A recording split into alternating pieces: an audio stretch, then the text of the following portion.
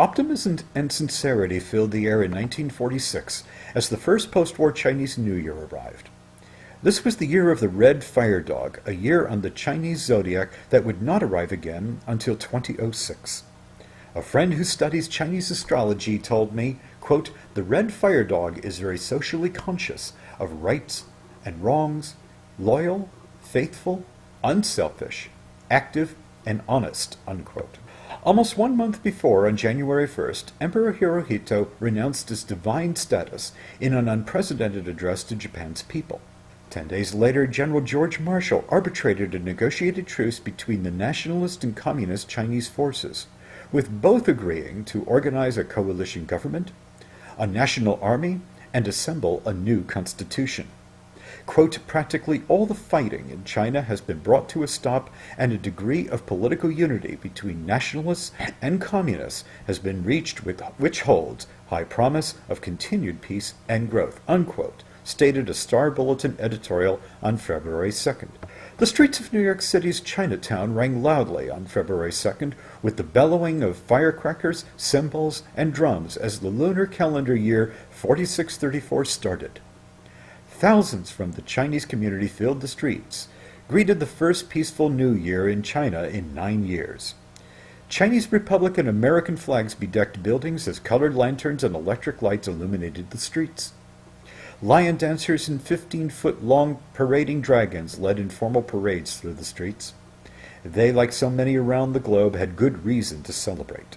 According to the Honolulu Advertiser, the quote, "Celebrating here is not as elaborate now as during the early years. No colorful fireworks show, no narcissus blossoms being peddled on the sidewalks of Mauna Kea and hotel streets on the eve, no imported goods and holiday trinkets from China," unquote.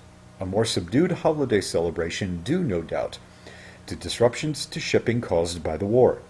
The Star Bulletin reported for the prior 35 years, celebrations were held on January 1st, a change instituted by Dr. Sun Yat-sen, founder of the Chinese Republic. The paper further reported that, quote, "old-style observances," unquote, would be held in homes for family members and friends. My father was stationed with the 1st Marine Division in Tianjin, called Tianjin in those days. The month before, Dad braved Siberian winds to visit the Summer Palace. Kunming Lake was frozen over with ice, a favorite for ice skaters such as him. The Empress Dowager's marble boat, Longevity Hill, and its various magnificent palaces. When UNESCO added the palace to its World Heritage List, it was described as, quote, "a masterpiece of Chinese landscape garden design. The natural landscape of hills and open water is combined with artificial features such as pavilions, halls, palaces, temples, and bridges to form a harmonious ensemble of outstanding aesthetic value," unquote.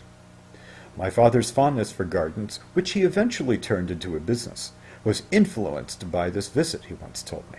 The year of the Red Fire Dog had arrived.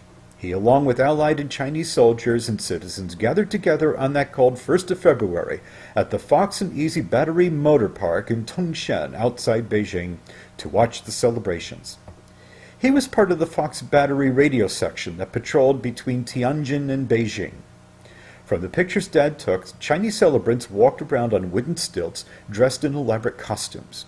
True, it may not have been much by the scale found in large cities, but that was fine. After years of war and combat, hope and anticipation of better times was in the air. Henry Lieberman of the New York Times reported that Beijing, quote, "sounded like a city under siege," as its inhabitants observed their first peacetime Chinese New Year with a firecracker cannonade theoretically designed to scare away the devils and to summon friendly spirits and attract prosperity, unquote. The year before, Japanese occupation forces allowed traditional ceremonies and feasts, with a strict ban on firecrackers. Quote, "The Chinese here made up for it this year with sputtering petards and huge cannon crackers that made sleep virtually impossible," unquote, reported Lieberman. Quote, "Most rickshaw boys who work in all weather throughout the year have taken the day off, and only a few can be seen on the streets," unquote. Shopkeepers and householders pasted red paper strips with the symbols of the 5 happinesses: felicity, honor, longevity, joy, and riches. Throughout the world, people paused to celebrate the new year, not unlike those who in early 1946 paused to party, hope, and anticipate new beginnings and better times ahead. The remainder of the year 1946 following that first Chinese New Year was mixed. The truce arbitrated by Marshall crumbled. China's civil war resumed in mid-April until yet another provisional ceasefire went into effect between May 12th and June 20th. In London, the United Nations General Assembly met for the first time. At Nuremberg, trial verdicts were handed down. Singer-actress Liza Minnelli was born, and Irving Berlin's Annie Get Your Gun opened in New York. The Emmy Awards were founded, and the first Cannes Film Festival was held on the French Riviera. Winston Churchill delivered his famous Iron Curtain speech, and in Eastern Asia on July 4th, American and representatives of the Republic of the Philippines signed a treaty of general relations, thus providing for independence.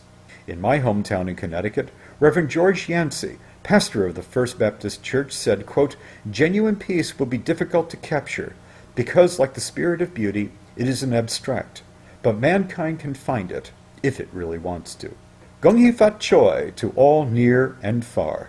Jeffrey Bingham Mead is an author, educator, entrepreneur, and historian from Greenwich, Connecticut, who resides in Honolulu. He is the founder and president of the History Education Council of Hawaii, an allied organization with the National Council for History Education. He is writing a historical book about his father's service and that of his fellow members of the 1st Marine Division in post-war China.